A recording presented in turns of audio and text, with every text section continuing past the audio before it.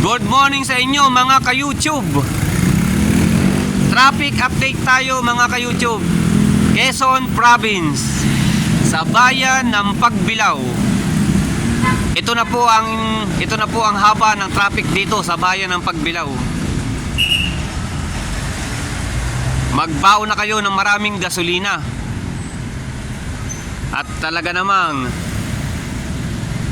kung ngayon kayo babiyahe, baka siyempre mas malala pa ang abutan ninyo. Kaya bilis-bilisan nyo na makarating dito sa bayan ng Pagbilao.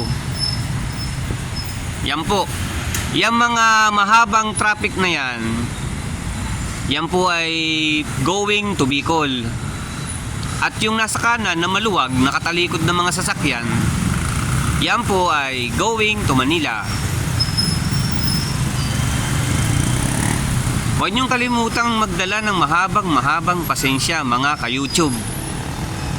March 27, 2024. Traffic update mga ka-YouTube.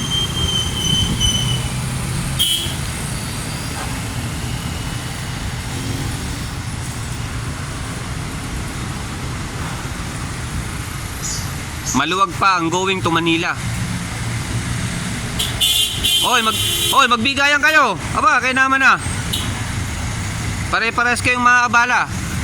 Yan, pagbigyan mo yan. Dahil hindi naman ikaw makakabilis. O, kita nyo, nagkakaroon na sila ng iringan kasi nga, traffic. Kaya habaan nyo po ang inyong pasensya pag napadaan kayo dito sa bayan ng Pagbilao. Update traffic po, Quezon Province. I-share nyo po itong ating video para nang malaman ng ibang babiyahe. Nang sa ganun, makapagbaon sila ng kalan. Yan po ay hindi sa pag-unti, dadami pa po yan hanggang mamayang gabi.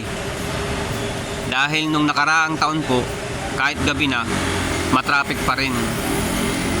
Naniniwala ang bayan ng Pagbilao sa rewind. Di ba kahapon?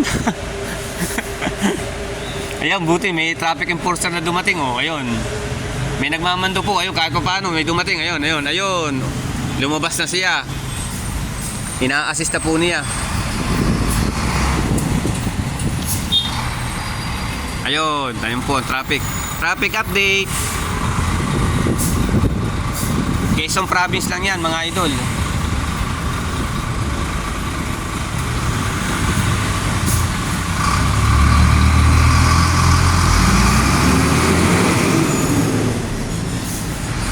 Kung di ako nagkakamali mga idol, baka mga ka-YouTube, siguro yung haba ng traffic merong 1 kilometro.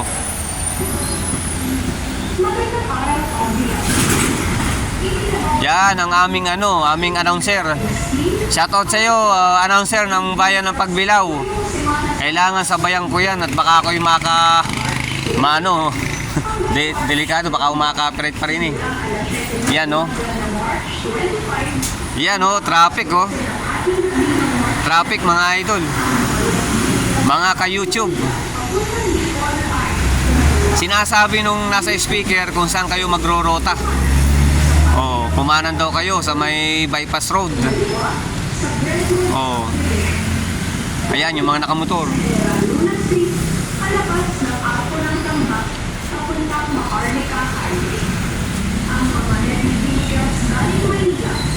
Ayan mga idol, mga ka-YouTube. Umaabanti na sila. Yan pong habang yan, kapag umaabanti yan, yung kasunod, yung po ay nakatigil. Kasi meron salubungan doon sa may malapit sa munisipyo, medyo mabagal ang takbuhan. Kaya nagkakaroon ng konting salubungan. Kasi may mga nagka-counterflow. Nagdadalawang linya kasi kaya magbigayan kayo. Shout out sa iyo, masipag namin traffic enforcer. Salamat sa iyong pag-assist. Napakasipag niyan. Ay kung wala ka diyan, lalo magta-traffic ang aming bayan. Shout out sa iyo. Yan ang mga magagaling na na driver. Yan po ang gagayahin nyo. Napakagaling niyang driver. Tumigil siya kasi traffic, pero ang tinigilan niya mismong tawiran ng mga sasakyan, hindi siya nakakasagabal.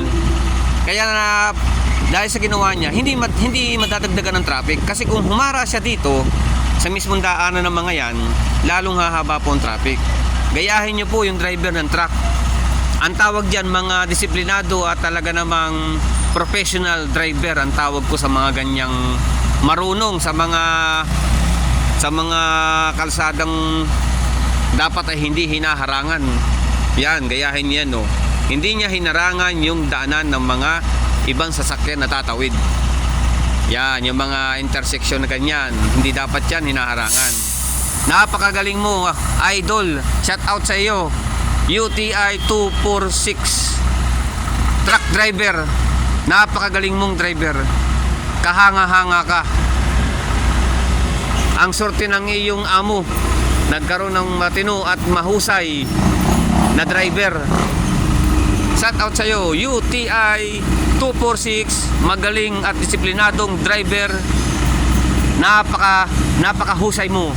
Sana lahat ng truck driver ay katulad mo.